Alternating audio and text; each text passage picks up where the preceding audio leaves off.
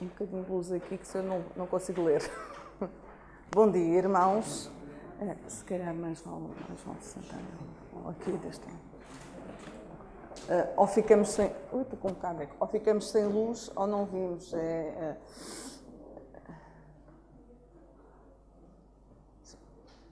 Experimentem só apagar. Vamos tentar. Esta é da... Ok. Bem, mas bom dia a todos os irmãos. Obrigada à Mané, neste momento não está. Curiosamente, a última vez que eu vim aqui foi a Mané também a dar a história das crianças. E ela tocou aqui num ponto muito importante que tem a ver com o tempo. E é um assunto que eu gosto muito, este do tempo, porque, na verdade, é pecado desperdiçar tempo. Esta luz, por acaso, está-me aqui a deixar assim um bocado... Estou a entrar em estado de hipnose. Aqui com a psicadélica. Peço desculpa, vai ficar assim. E é um assunto muito importante. E, realmente, nós, às vezes, desperdiçamos muito tempo com muita coisa. Às vezes, estamos aqui a controlar o nosso tempo e precisamos, porque... Há irmãos que têm familiares em casa que também precisam de almoçar, mas eu fico a pensar quantas vezes nós não passamos horas a ver e contemplar, ou mesmo às vezes séries, tanta coisa no telemóvel a circular horas e horas, e quando chegamos aqui ficamos com muita pressa. Então, isto não é para assustar, não pretendo passar aqui o resto da manhã, mas apenas para dizer que muitas vezes nós ficamos aqui muito aflitos com o tempo, mas depois desperdiçamos o nosso tempo todo noutras horas. Portanto, que o Senhor nos dê sabedoria. Nós estamos num grande conflito e precisamos nos entregar inteiramente a Deus para que Ele nos dê sabedoria até com a gestão do nosso tempo. E antes de começar, eu ia só fazer uma pequena oração. Senhor bom Pai, Tu sabes que nós Te queremos servir, nós Te queremos ouvir nesta hora, mas Tu também sabes como o inimigo luta contra nós para que a Tua palavra não faça efeito na nossa vida e no nosso coração. Senhor, que neste momento Tu e os Teus anjos possam encher esta sala de forma a que o inimigo não venha perturbar, Senhor. Fica com cada um de nós, fica comigo, fica com cada um dos irmãos, para que o Teu Espírito e só o Teu Espírito reine aqui nesta hora. Tudo isto te peço e te agradeço em nome de Jesus. Amém. O tema que eu hoje vos vou trazer fala sobre Eli. E antes de prosseguirmos aqui também com as imagens, e se calhar pedir aqui a luz, nós íamos ler 1 Samuel 2, dos versos 27 a 36. 1 Samuel 2, versos 27 a 36. 1 Samuel 2, 27 a 36, e diz assim: E veio um homem de Deus a Eli e disse-lhe: Assim diz o Senhor: Não me manifestei, na verdade, à casa do teu pai, estando ele ainda no Egito, na casa do faraó? E eu o escolhi dentre todas as tribos de Israel por sacerdote, para oferecer sobre o meu altar, para acender o incenso e para trazer o éfode perante mim. E dei à casa do teu pai todas as ofertas queimadas dos filhos de Israel. Porque pisaste o meu sacerdócio e a minha oferta de alimentos que ordenei na minha morada, e honras a teus filhos mais do que a mim, mas para vos engordardes do principal de todas as ofertas do meu povo de Israel.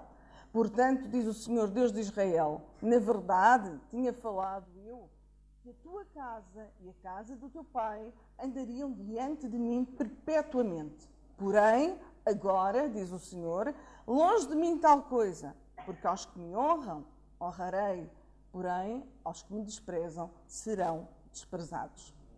Eis que vêm dias que cortarei o teu braço e o braço da casa do teu pai, para que não haja ancião algum em tua casa. E verás um inimigo na morada, em lugar de todo o bem que houvera de fazer a Israel. Nem haverá por todos os dias ancião algum em tua casa.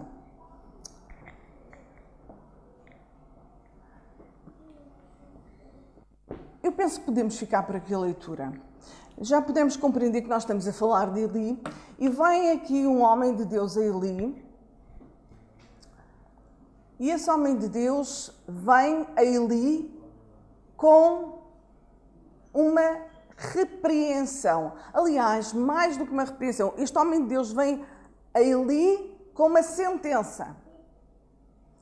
Este homem vem da parte de Deus a Eli mostrar-lhe que Eli tinha sido escolhido para ser líder de Israel, vinha de uma família que tinha sido escolhida para ser líder de Israel, mas por algum motivo que se calhar hoje vamos explanar um bocadinho mais, e nós aqui na leitura já podemos ver, Eli e a sua casa iam deixar de ser líderes de Israel. E nós sabemos mais ou menos, penso que os irmãos conhecem mais ou menos a história, Eli tinha 2 filhos, Eli era sacerdote e juiz em Israel, ele tinha 2 filhos, que eram Ofni e Finéias, que também, por direito, por assim dizer, tornaram-se sacerdotes. Mas não eram, na verdade, sacerdotes. Eles não serviam a Deus. E pior que isto, nós vemos que Eli era um líder de Israel. E tinha uma responsabilidade acrescida. Ele era pai daqueles homens que se tornaram sacerdotes, mas Eli era um líder. Por isso é que Deus vem com uma repreensão severa. Mas vamos avançar.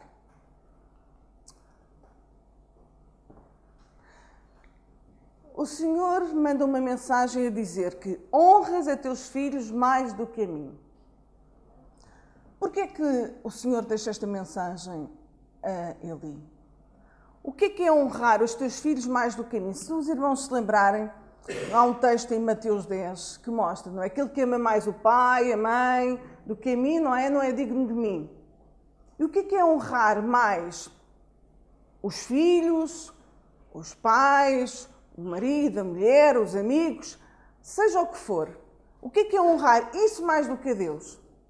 É estar mais preocupado em agradar, neste caso, os filhos, em estar mais preocupado em ser nos interesses dos filhos do que nos interesses de Deus. E este é o ponto central da reprovação que é dada a Eli. Ele não estava a ser nem um bom líder, nem um bom pai. Ela não é esta situação. Embora tivesse sido designado para governar o povo, não governava a sua própria casa. Conhecem aquele texto que está em 1 de Timóteo, que fala, se calhar não vou ler aqui tudo para não alongar muito, mas aquele texto, então vamos ver aqui, que diz assim, 1 de Timóteo, eu vou só ler.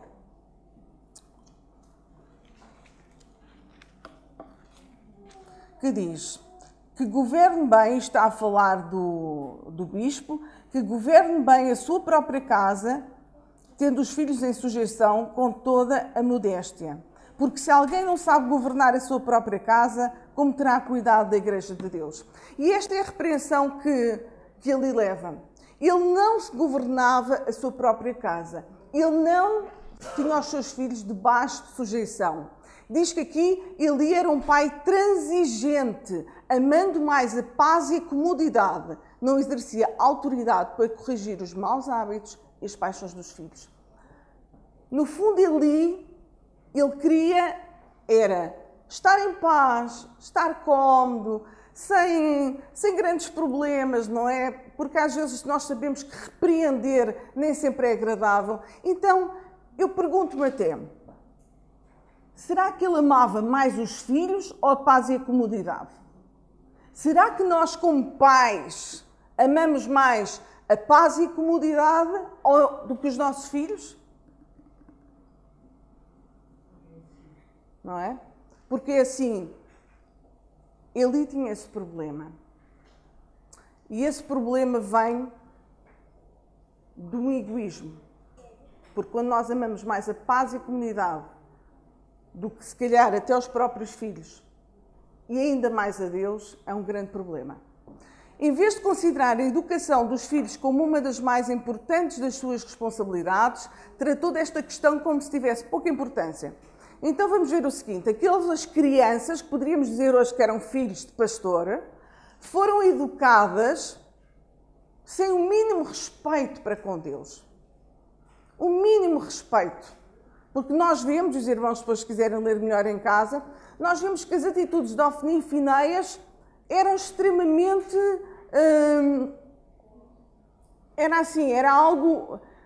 Era demasiado profano.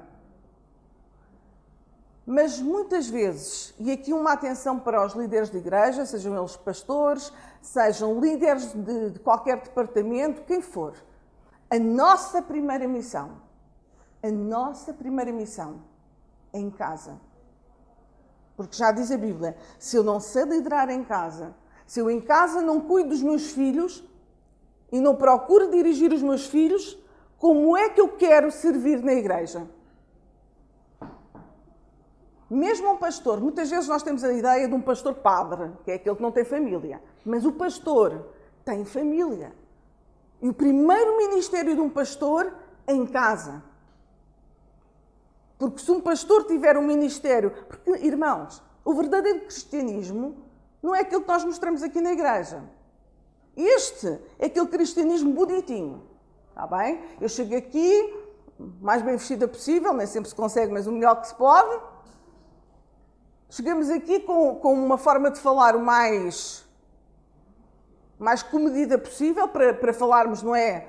Com aquele padrão, porque nós sabemos como é que são os padrões cristãos e nós procuramos nos adaptar e imitar. Mas como é que eu falo em casa?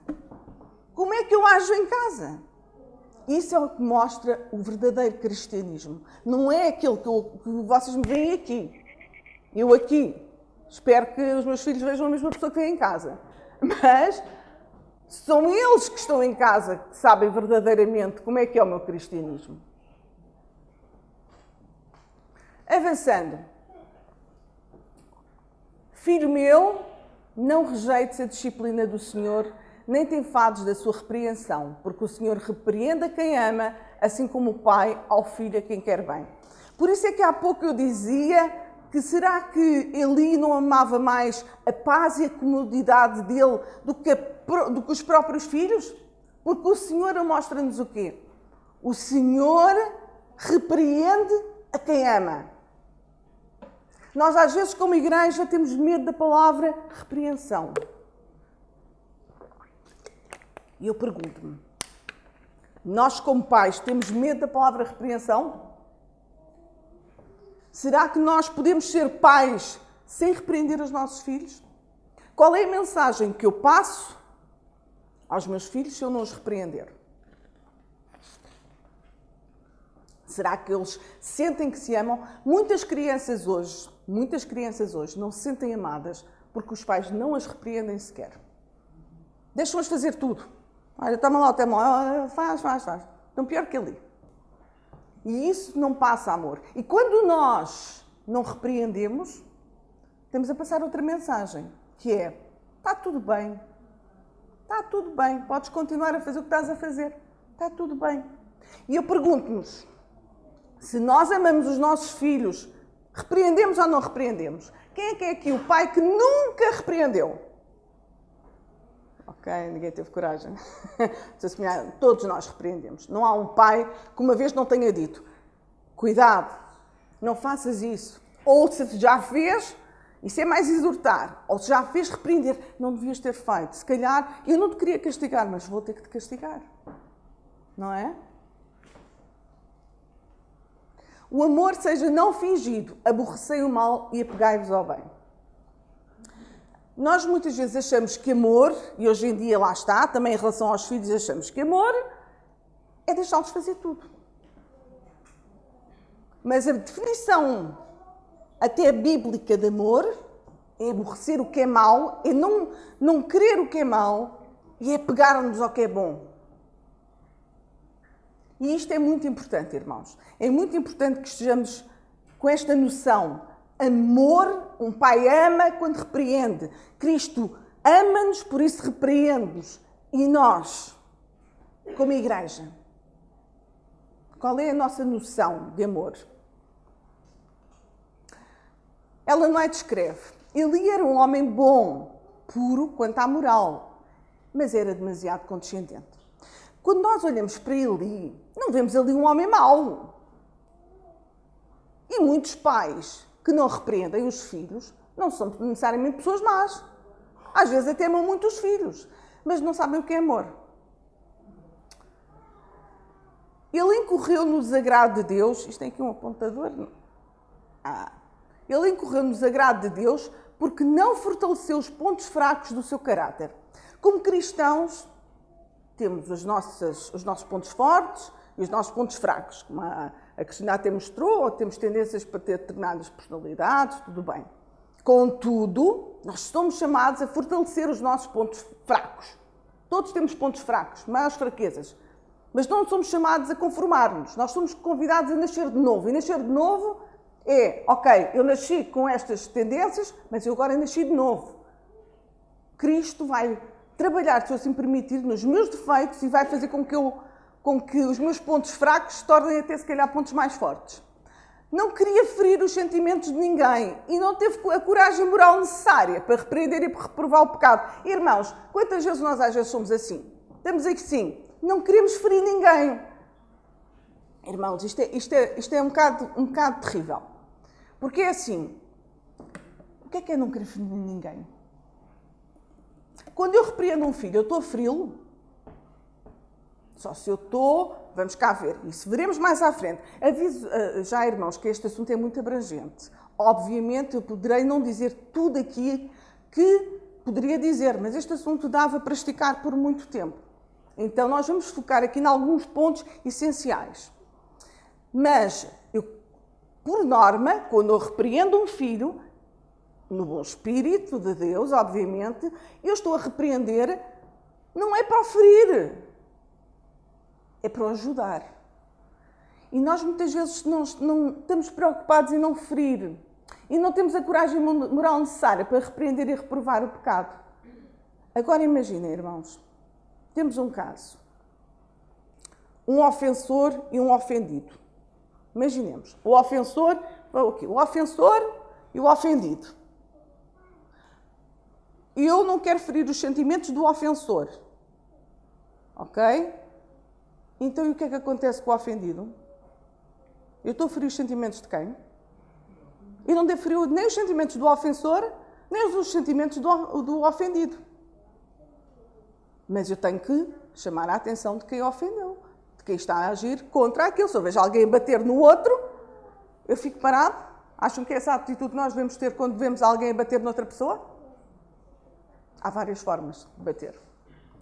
Seus filhos eram homens perversos, contudo ele não os removeu dos seus cargos de confiança. Outro problema, Eli, para além de não repreender, de não fazer, ele ainda permitiu que os seus filhinhos tivessem cargos de confiança, cargos elevadíssimos diante de Deus. Irmãos, hoje temos as nomeações.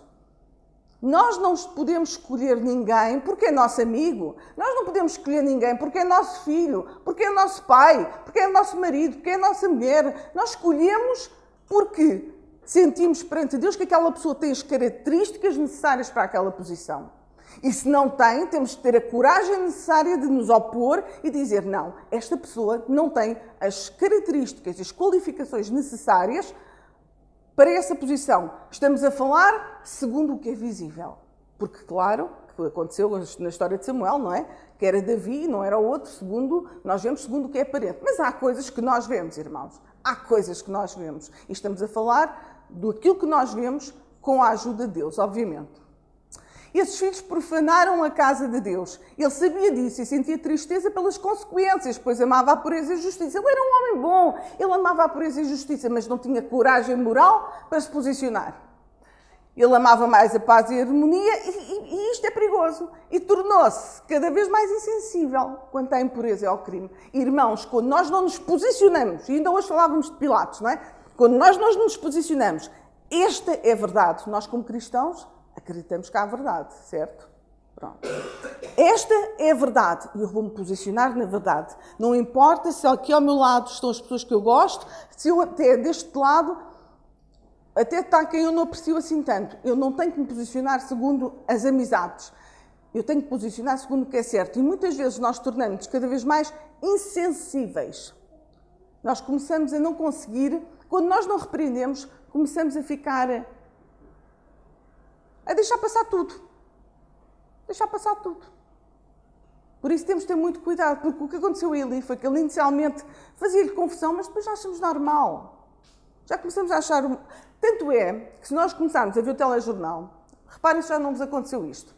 Nós estamos a ver, por exemplo, habituamos-nos a ver sobre guerras. Guerra ali, guerra ali. Chega um ponto que a gente já nem liga a outra guerra. Ah, que chatice. Deixa-me ir lá fazer o almoço. É mesmo assim. Olha, houve vários terremotos. Inicialmente, gente, não, os sinais estão-se a cumprir. Entretanto, o terremoto, olha que chatice, olha, ainda bem que não foi aqui, pronto, olha, menos mal. Começamos a ficar insensíveis. Mas o grande Deus assume a questão em suas próprias mãos. Deus, neste caso, como nós vimos na leitura inicial, ele assume o assunto nas próprias mãos e resolve se Eli não repreende, se Eli não tem uma atitude que deveria ter como líder de Israel. O que é que Deus faz? Deus diz, olha, vais sair do teu lugar. Vais sair do teu lugar. Muitas vezes agarramos-nos aos cargos, às posições, mas nós só somos postos lá para servir a Deus. Não é nenhum posto em que nos traga nada mais a não ser responsabilidade. E Deus depois vai e fala também com Samuel.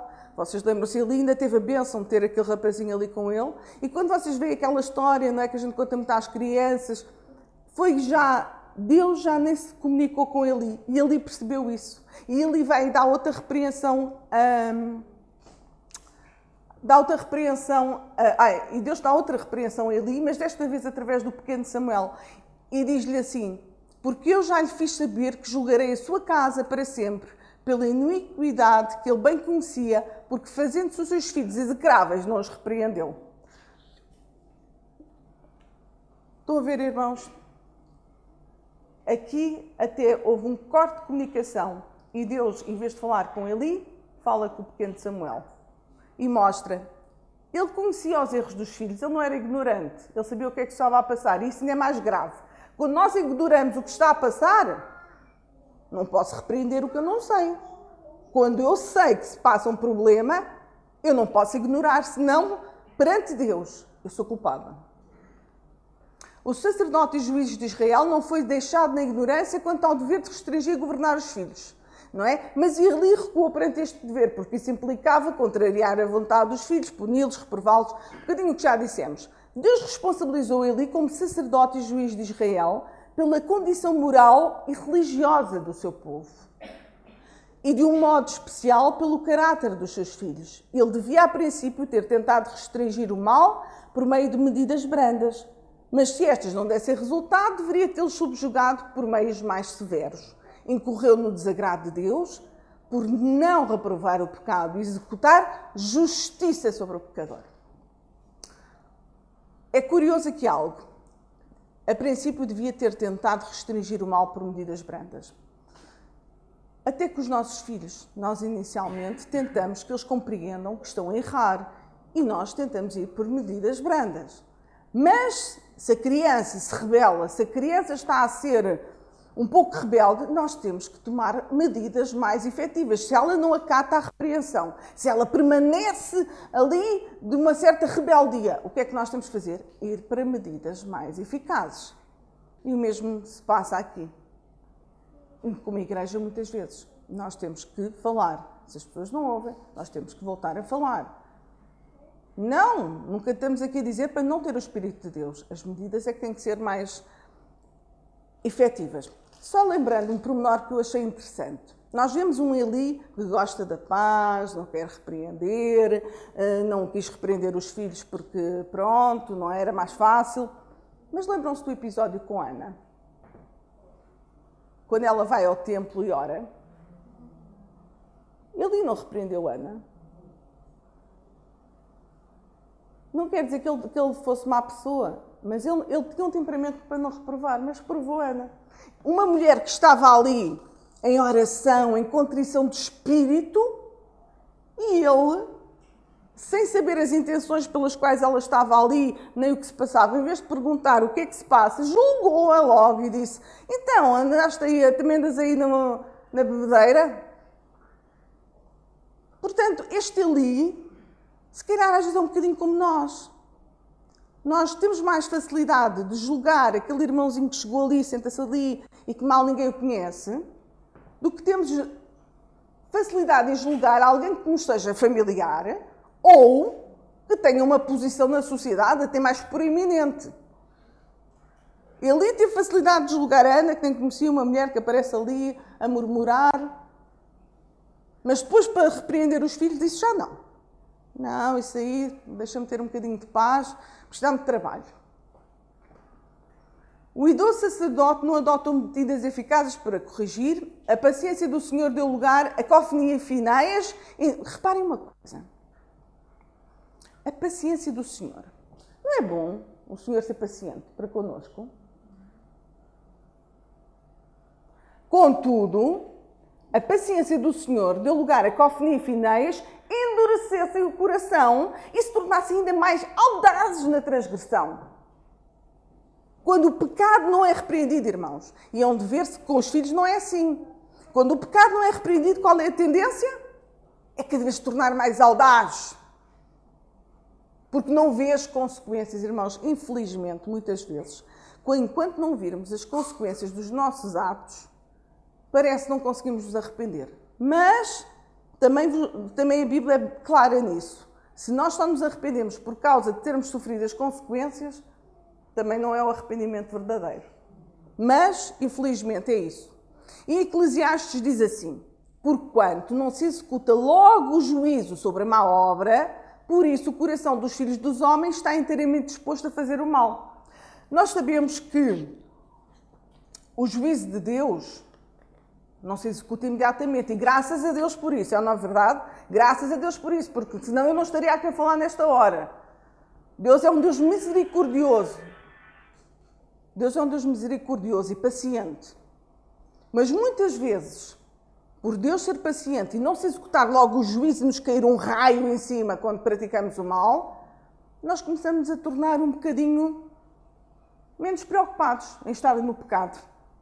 Como diz aqui, em Sofonias: e há de ser que naquele tempo esquadrinharei a Jerusalém com lanternas e castigarei os homens que se espeçam como uma borra de vinho, que dizem em seu coração: o Senhor não faz bem nem faz o mal. Não é? Nós às vezes parece que ficamos rebeldes e dizemos: isto é que adianta fazer o bem ou o mal? Mas virá o dia, quando Jesus voltar, que nós vamos ver qual é a diferença entre aquele que procurou servir a Deus e aquele que não procurou servir a Deus. E a verdade é que este é o perigo da não repreensão. É a pessoa se solidificar no pecado. O pecado de Eli foi passar por alto a iniquidade dos seus filhos que ocupavam ofícios sagrados. E sabem que o problema, e aqui está, a negligência também trouxe sobre Israel uma terrível calamidade. Nós às vezes pensamos: a vida é minha, ninguém tem nada que se meter com isso. A vida é nossa. Claro que se eu me perder, eu perco-me a mim. Mas neste momento, nós vemos, por exemplo, o pecado de Acã. O pecado de Acã trouxe miséria para todo o povo. O que é que aconteceu com Ofni e Finéias? Foram para a guerra, não é? Lançaram-se todos para a guerra. Não correu bem, porque não há uma guerra que a gente vá sem ser sobre a ordem de Deus que nós saímos vencedores. Nós só saímos vencedores nas guerras para as quais Deus nos chama. E eles não foram chamados para aquela guerra. O que é que eles foram fazer a seguir? Levaram a arca, pensando que a arca tinha algum poder mágico. Irmãos, nós às vezes achamos que há poder mágico só porque eu me ajoelho e oro, só, ou porque eu trago a Bíblia na mão, ou porque eu abro em casa, a minha casa vai ser abençoada porque eu tenho lá a minha Bíblia aberta no Salmo tal.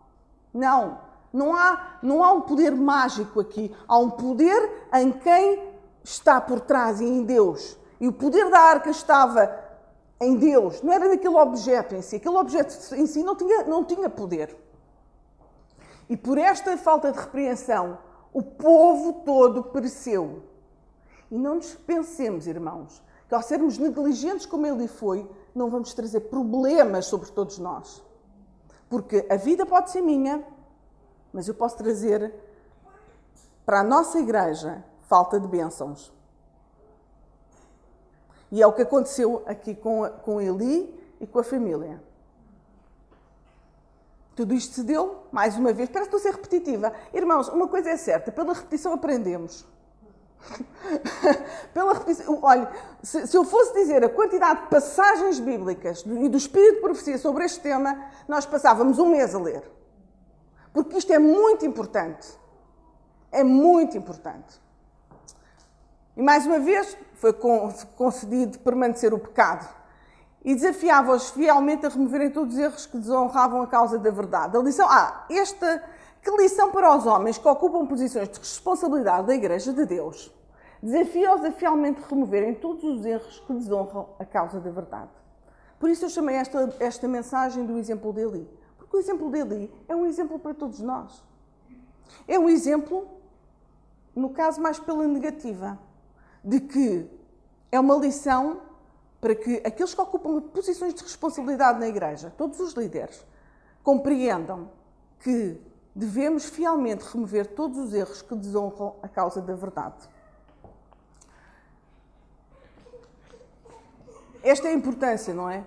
De exortar e repreender aquilo que nós estamos a aprender aqui. Eu gostava que nós fôssemos em Ezequiel 3, 17 a 21, porque também é muito interessante o que aqui vemos. É como eu vos digo, a palavra de Deus está repleta de textos. Então, Ezequiel 3, 17 a 21 diz o seguinte: Filho do homem, eu te dei por atalaia sobre a casa de Israel, e tu da minha boca ouvirás a palavra e avisá-los-ás da minha parte. Quando eu disser ao ímpio, certamente morrerás, e tu não o avisares, nem falares para avisar o ímpio acerca do mau caminho para salvar a sua vida, aquele ímpio morrerá na sua iniquidade, mas o seu sangue da tua mão o requererei. Mas se avisares o ímpio e ele não se converter da sua impiedade e do seu mau caminho, ele morrerá na sua iniquidade, mas tu livraste a tua alma. Semelhantemente, quando o justo se desviar da sua justiça e cometer iniquidade e puser diante dele um tropeço, ele morrerá, porque tu não o avisaste, no seu pecado morrerá, e as suas justiças que tiver praticado não serão lembradas, mas o seu sangue da tua mão o requerirei. Mas avisando tu o justo para que não peque, e ele não pecar, certamente viverá, porque foi avisado, e tu livraste a tua alma.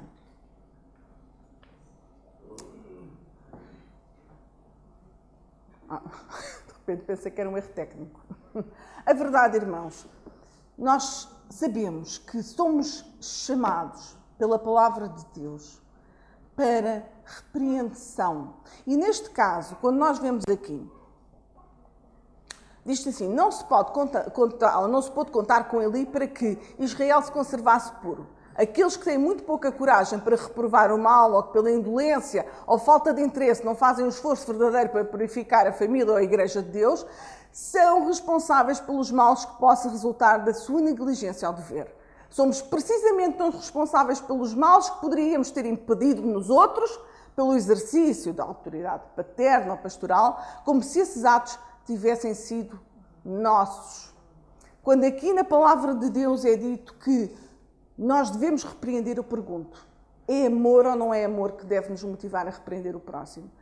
É como eu dizia, como um filho, se eu estou a vê-lo a cair num problema, eu devo ou não devo alertar? Não vou agora interpretar este texto dizendo assim, eu vou avisá-lo, está avisado, pronto, já me salvei. Não é isso. O requerer da tua mão é como diz aqui em Tiago. Em Tiago tem um texto que eu acho muito interessante, vou só vos ler aqui, que diz assim, muito obrigada pela colaboração, que diz assim, Tiago 4, agora estou aqui a ver mal, 4:18. Aquele, pois, que sabe fazer o bem e não o faz, comete pecado.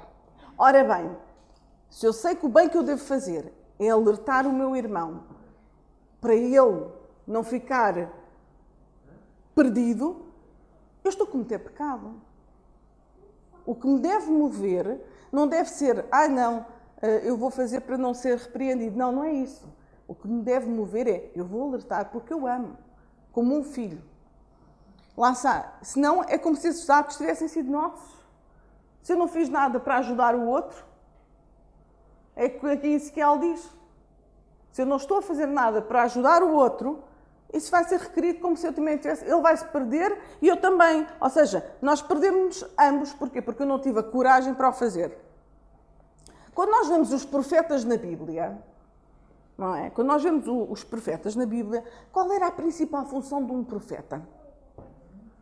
Não era muitas vezes alertar o povo e exortar o povo e repreender o povo? Havia os falsos profetas. E o que é que os falsos profetas faziam? Paz, paz, paz, está tudo bem. Ninguém aqui vai para a Babilónia, está tudo tranquilo. Vamos cá entrar em histerismo. Ok? Mas os verdadeiros profetas de Deus amavam os outros com aquele amor que a Bíblia diz. Aquele que ama ao próximo, capaz de dar a vida por ele.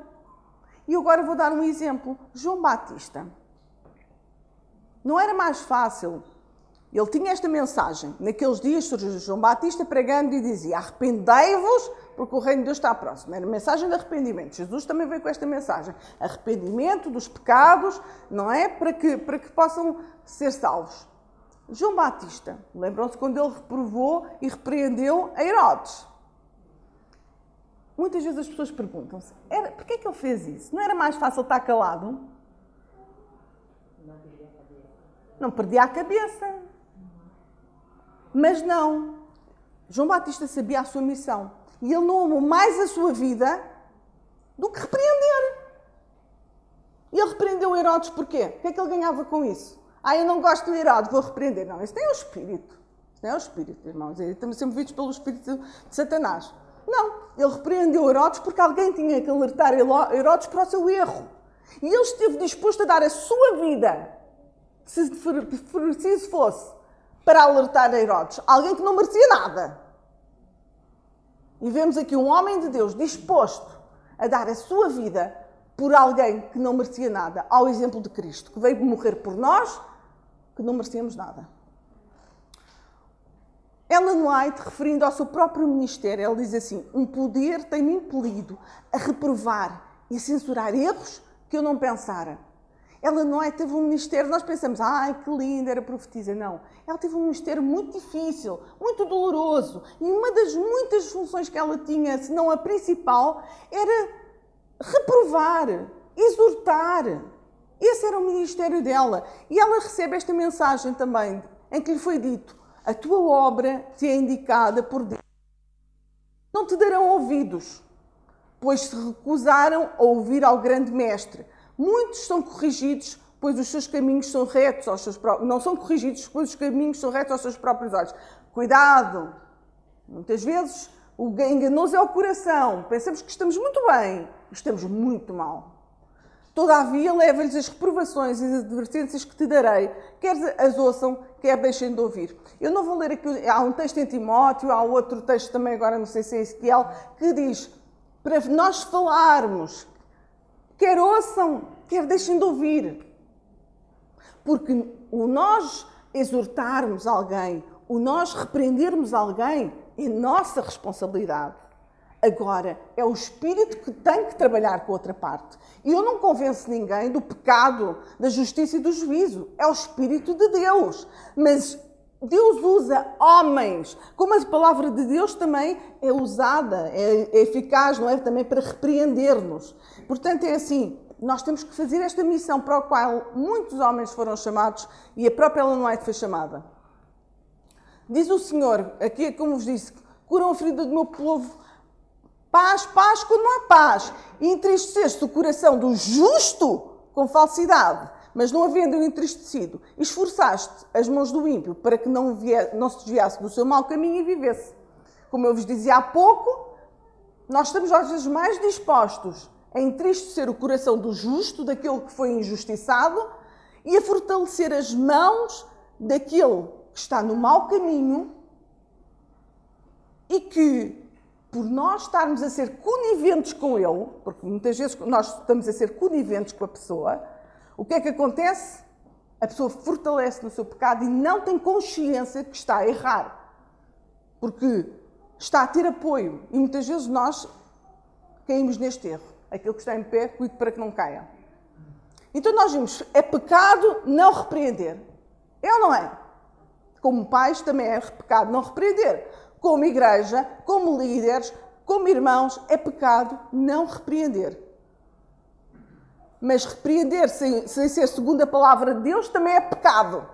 Não é, eu acho, isto é assim. E aquela irmã não está a fazer segundo o que eu acho. Não, não é o que eu acho. O que é que está escrito? Eu devo repreender segundo aquilo que está escrito. Eu gostava de ler aqui um texto. Eu vou a Ezequiel só. Ezequiel, podem abrir se quiserem, Ezequiel 2. Eu já estou aqui. Ezequiel 2, 3 a 5. Diz assim. Luz, câmaras. Obrigada. E disse-me, Ezequiel 2, 3 a 5. E disse-me, filho do homem, eu te envio aos filhos de Israel, às nações rebeldes que se rebelam contra mim. E eles e os seus pais transgrediram contra mim até este mesmo dia. E os filhos são de semblante duro e obstinado de coração. Eu te envio a eles e lhes dirás. E lhes dirás o quê? Assim diz o Senhor. E é assim que nós temos que agir. É isso que nos une. É o que aqui está escrito, irmãos. Não é sentimentalismos. É aquele amor, não é? Que se apega ao bem e que tem horror pelo mal. Horror! Porque nós sabemos que nos últimos tempos aqueles que vão ser falados são aqueles que têm horror pelas abominações que se praticam.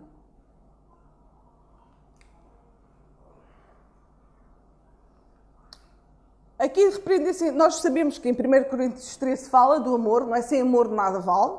Sem amor nada vale, não é? Mas o amor também não se alegra com a injustiça, portanto, se eu me alegro com a injustiça ou se eu estou a compactuar com a injustiça, também não estou a ter amor. Em 1 Timóteo 5, 1 a 2, é-nos dito aqui, só aqui 1 Timóteo, estou alguns textos ali, outros para ver, para tentar não perdermos muito tempo. 1 Timóteo 5, 1 e 2. Diz para admoestarmos, não repreendermos asperamente o ancião, mas admoesta como um pai, aos moços como irmãos, às mulheres idosas como mães, às moças como irmãs, em toda a pureza. Nós temos que nos admoestar, nos exortar uns aos outros, até somos chamados a nos exortar, a repreender com todo o amor, como se fosse a um filho. E os pais sabem o que é repreender um filho. Nós repreendemos com todo o amor que temos. E é essa a forma que devemos chegar aos outros. Às vezes temos a falsa justificação. Não foi com amor. Irmãos, nós há sempre qualquer coisinha que falha na nossa forma, às vezes. Mas não vamos desculpar tudo com a falta de amor. Porque amor, como nós já vimos, amor é repreensão. Em Mateus 7,12 fala de que devemos fazer aos outros o que gostaríamos que nos fizessem.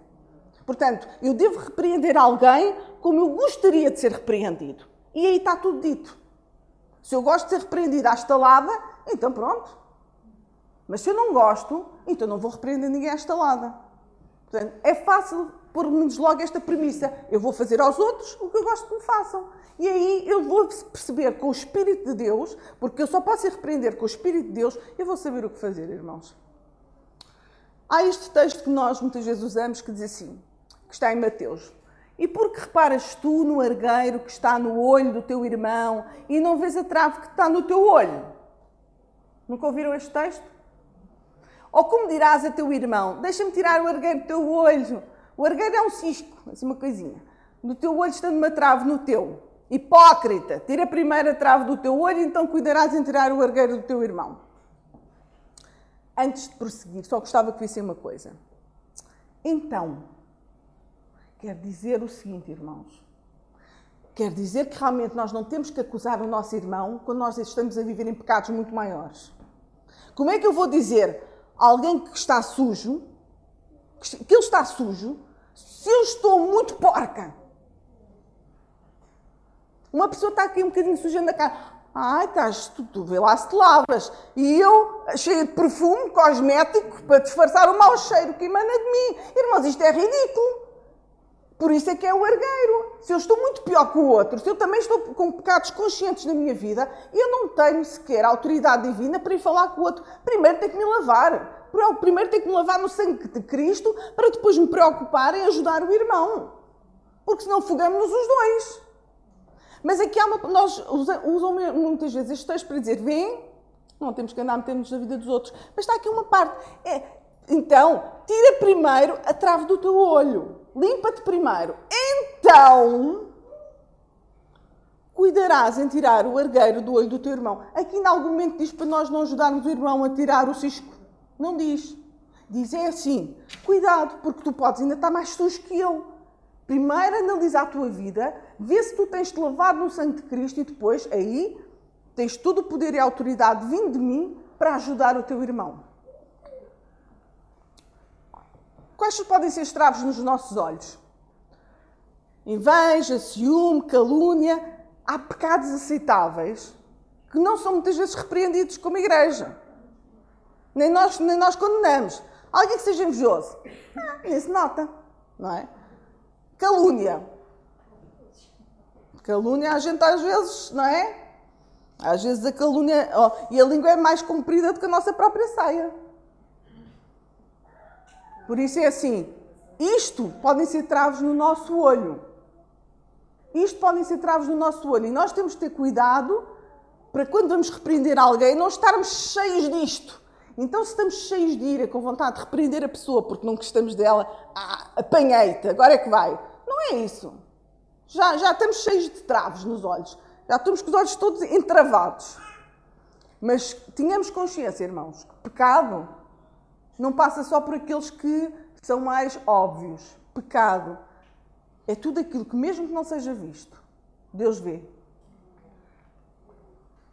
Se Cristo está em vós, a esperança da glória, não estareis dispostos a observar os outros e a expor-lhes os erros.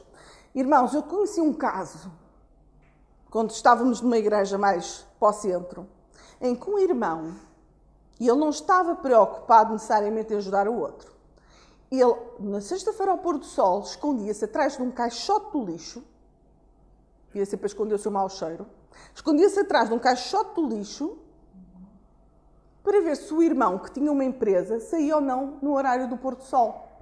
E eu pergunto-vos, quem é que estava... Um estava com um argueiro assim, a ver se o outro tinha um cisco. Irmãos, acham isto normal? Não é isso que Deus pede.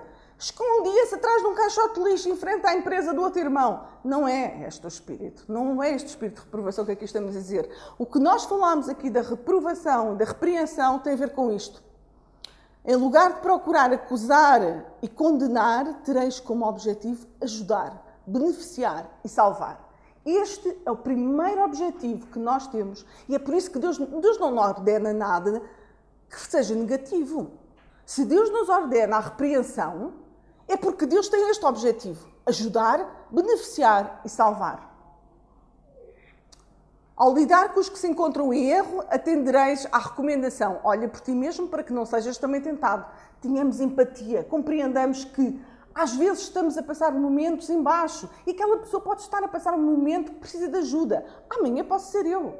Que Deus nos livre de tal porque cada dia temos que escolher ao lado de Cristo. Procureis lembrar as muitas vezes que tendes errado e quão difícil foi achar o caminho certo uma vez que dele vos havias apartado. Não impelireis o vosso irmão para mais dessas trevas, mas coração cheio de piedade, falar-lhe-eis do perigo em que está. Este é o verdadeiro sentido da repreensão. Está aqui um belo resumo do que é a repreensão. E agora, para terminar, eu faço esta pergunta. Até não é muito mal ouvir que devemos repreender, ok? Pronto. E agora? Se me vierem repreender, estou eu disposto a aceitar a repreensão? A reprovação do pecado suscita ainda o espírito de ódio e resistência. Quando a consciência é advertida pelas mensagens divinas, Satanás leva os homens a justificar-se e a procurar a simpatia de outros em seu caminho do pecado. Muitas vezes, irmãos, quando nós estamos no erro, nós tentamos justificar-nos. Porque o outro disse, porque o outro fez, porque foi as circunstâncias. Irmãos, não é esse o objetivo. O único que nos pode justificar é Cristo, através do nosso arrependimento. Não há justificação. E muitas vezes procuramos a simpatia dos outros, que nos dizem, não, paz, está tudo bem. Não é esse o objetivo. Em vez de corrigirem os seus erros, indignam-se contra aquele que reprova. Como vimos, não é? João Batista ficou sem cabeça. E nós, muitas vezes, se vamos reprovar, corremos o perigo de ficar sem cabeça, irmãos. Estamos preocupados com a nossa reputação, porque vão falar mal de nós, porque dizem que até nos podem caluniar, fazer. Nós temos de estar do lado daquilo que Deus nos chama. Não temos que nos preocupar com o resto. Avançando só para o fim, diz assim, porque virá o tempo em que não suportarão a sã doutrina, mas tendo comichão nos ouvidos, amontoarão para si doutores conforme as suas próprias concupiscências e desviarão os ouvidos da verdade, voltando-se às fábulas. Nós sabemos que é o que cada vez mais acontece. As pessoas preferem ouvir uma verdade açucarada do que ouvir a verdade. Porque a verdade, como a própria Bíblia diz, é uma espada de gumes que corta e penetra e faz-nos perceber tudo. E nós não queremos ver os nossos erros. E na Bíblia diz mais isto, porque este é um povo rebelde, filhos mentirosos, filhos que não querem ouvir a lei do Senhor. Porque a lei é como um espelho que nos mostra como estamos. Que dizem aos videntes, não vejais, e aos profetas, não profetizeis para nós o que é reto, dizendo-nos coisas aprazíveis e vede para nós enganos. Será que nós estamos a viver uma história, uma altura da história desta terra em que isto está a acontecer? Em Apocalipse, Cristo, ele diz à igreja de Laodiceia, uma igreja que vive um formalismo religioso. E ele diz, eu repreendo e disciplino a todos quantos amo, ser pois zeloso e arrepende-te. Eis que estou à porta e bato. Se alguém ouvir a minha voz e abrir a porta, entrarei em sua casa e sairei com ele e ele comigo. A verdade, irmãos, é que o próprio Cristo nos chama ao arrependimento. Chama-nos ao arrependimento, mas também quer entrar na nossa vida. E nós sabemos que em nós não há nenhuma capacidade de nós nos tornarmos bons. Isso é algo que só Cristo em nós. Mas é-nos dito, se confessarmos os nossos pecados, Ele é fiel e justo para nos perdoar os pecados e nos purificar de toda a injustiça. Cristo, Ele quer nos repreender, usando a sua palavra ou pessoas. Para quê? Para nos levar ao arrependimento. Para que Ele nos possa purificar. E purificar para si um povo seu, zeloso de boas obras. Irmãos, nós somos chamados por Deus, não só a repreender, mas a aceitar a repreensão. Eu gostava de terminar com um texto que está em 2 Crónicas e que foi dito ao seu povo, a Salomão, depois da dedicação do templo. E este texto diz assim, em 2 Crónicas 7, 14.